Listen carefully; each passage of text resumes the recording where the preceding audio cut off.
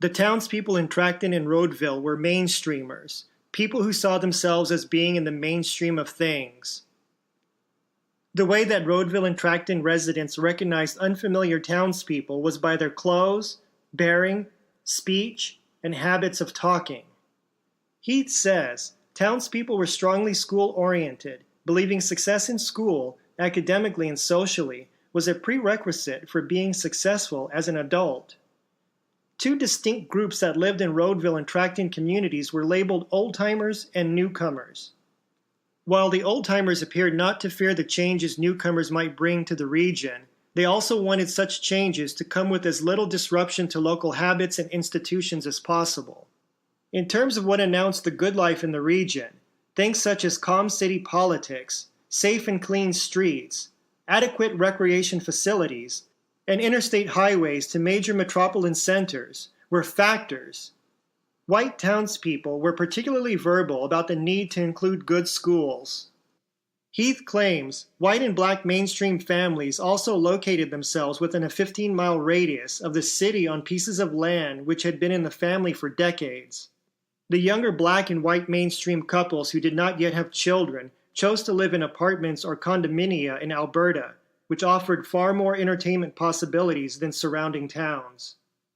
Townspeople sought to improve themselves with continuing education at the advanced degree level in ways similar to service in a voluntary association, a social occasion which helped one's self and public image. Talking was of critical importance, and mainstream grandparents often told stories about how their children came to talk like their maids, either adopting certain terms for things or using their pronunciation and syntax.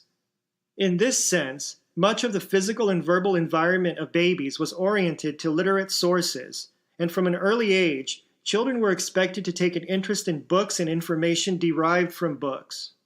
Mothers communicated with their babies, interpreting their responses in intentional and representational terms.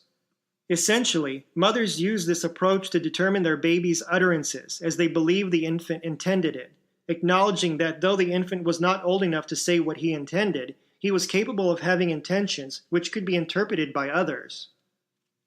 In terms of communication, mothers would continue with their question-answer routines when the children began to talk and add to them running narratives on items and events in the environment. Townspeople encouraged their children to make up and share their stories. Listening was an important skill for children. Heath confides, children learned in book-reading exchanges to name, hold, and retrieve content from books and other written or printed texts. Labeled procedures and what explanations were used in the classification and construction of knowledge, when children and adults responded to new items in their environment and built running commentaries on old items as they compared their features to new ones, Heath says. Heath describes the types of reading and writing in townspeople's homes.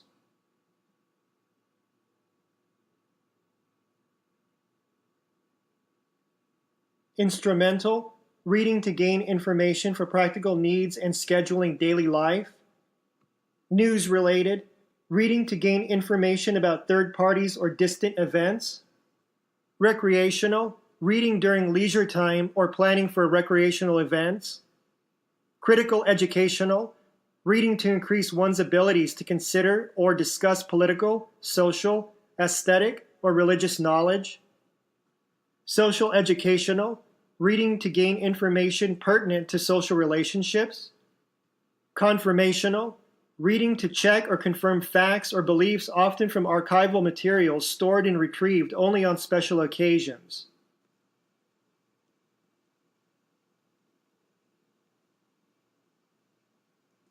Memory aids, writing to serve as a memory aid for both the writer and others.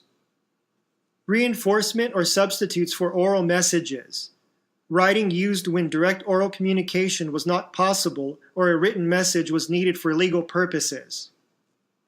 Social interactional, writing to give information pertinent to social relationships or parental role responsibilities. Financial, writing to record numerals and to write out amounts and purposes of expenditures and for signatures.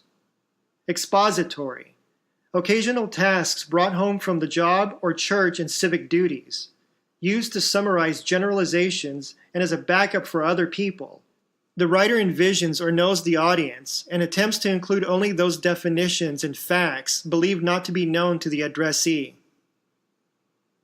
There were different types of writing, which included various levels of revision before producing the finished product.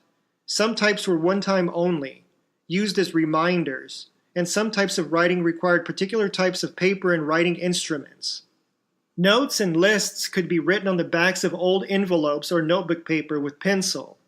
Party invitations, business letters, and personal letters required pen and ink and special paper. The townspeople perceived writing as part of their functional literacy. Heath states, townspeople carried with them, as an unconscious part of their self-identity, these numerous subtle and covert norms, habits, and values about reading, writing, and speaking about written materials. The townspeople believed their ways of talking about what was written and responding to the content of written materials would impart to their young the necessary skills for achieving school and job success.